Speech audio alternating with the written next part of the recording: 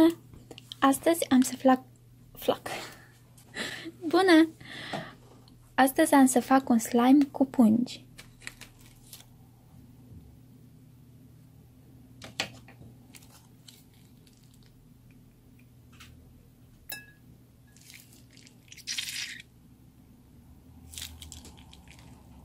Acesta este lipici transparent, lipici colorat.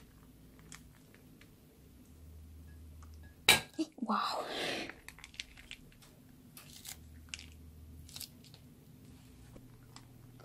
Elastice.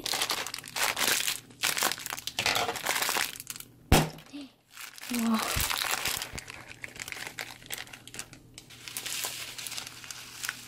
Biluțe de polistiren colorate. Pe acestea le cumpăr de pe AliExpress sau Amazon.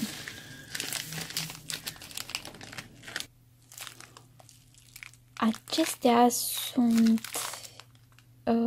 fire din plastic, dacă pot să le zic așa, pentru a face brățări.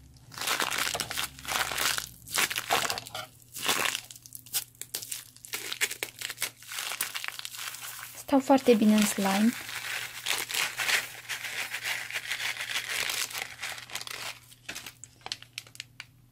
Ce avem aici? Habar n-am.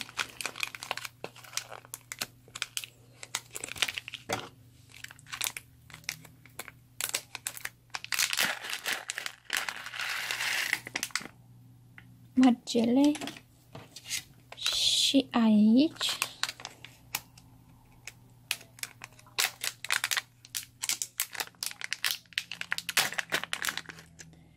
sticluțe de apă.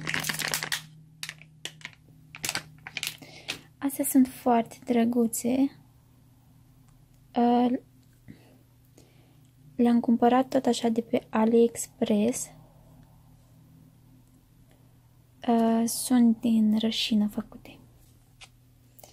Iar aici, activator. Glicerină cu apă.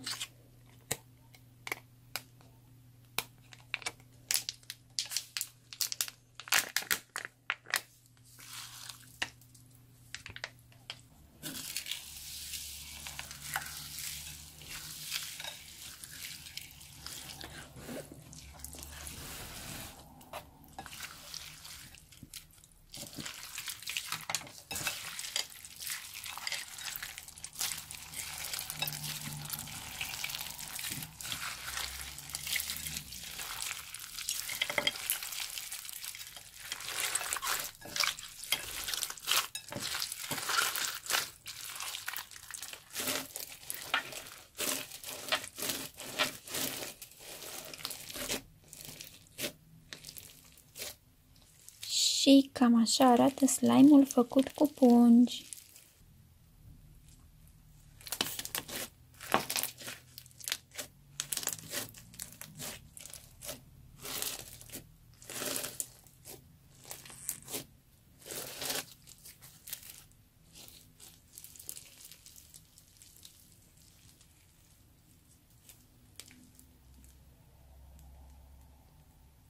Chiar mă mir că nu am mai avut nevoie să adaug nici lipici, nici activator.